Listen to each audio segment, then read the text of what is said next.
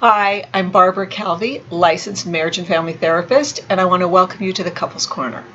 This is video one of a 5-part series in the healthy stages of relationship development, as developed by Ellen Bader and Peter Pearson at the Couples Institute, and this material is copyrighted by the Couples Institute. The reason why I want to talk about the normal stages of development and what some of the tasks of those stages and some of the challenges of those stages are, because I get a lot of couples who come into my office for a variety of different reasons, but most of them are in a lot of distress. And some of them are even at the point of, if this doesn't work, we're going to split up. And what I want you to know is, even if that is how bad your relationship is feeling right now, it does not necessarily mean that there is anything wrong with either you or your partner. The model using the stages of relationship development outlines normal development and what the challenges at each stage are. And that, in fact, a lot of the distress that couples feel come because they have had a hard time negotiating the transition from one stage to the next. That the challenges and the hurdles have often because of unresolved personal issues, often because of early childhood influences, become much more complicated and difficult, even though it really seems like it might be all about what's happening right now. So the stages of development in relationships mirror the stages and tasks of development in early childhood. So if at some stage early on there was an interruption in the resolution of that, or there was some kind of trauma or hurt or wound, those are going to pop up again, sometimes in very conscious ways, sometimes in very unconscious ways, when you're negotiating through the relationship with your partner. So it's probably not a surprise to many of you that how you show up sometimes in your relationship may be influenced by early childhood.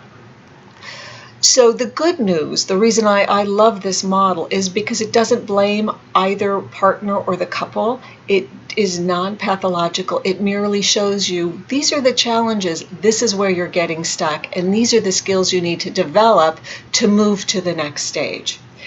So the first stage I'm going to talk about today is stage one, the symbiotic stage, or symbiosis. So this is the very beginning stage of a relationship, where typically in most relationships, you come together, there's an attraction, you start looking for all the similarities, you share your innermost thoughts and feelings, you feel like you're being really seen, maybe even for the first time. And all the differences tend to be overlooked. It's a time of building and thinking about the possibilities of creating a life together, that in love stage where the grass is greener and the sky is bluer. The problem with this stage is, depending on the amount of unresolved personal issues, some of the influences from childhood,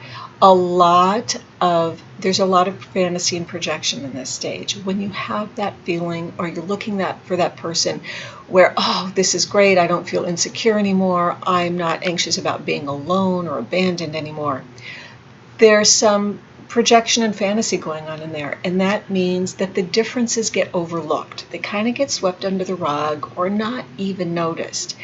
And here's the tricky thing about that. That makes getting to the second stage very complicated. And the first two stages here are the ones that typically are the most challenging for couples to negotiate. Some couples manage to negotiate them fairly well, but some really, really get stuck. So the first stage is all about building the foundation, and that sense of we-ness and togetherness and a bond.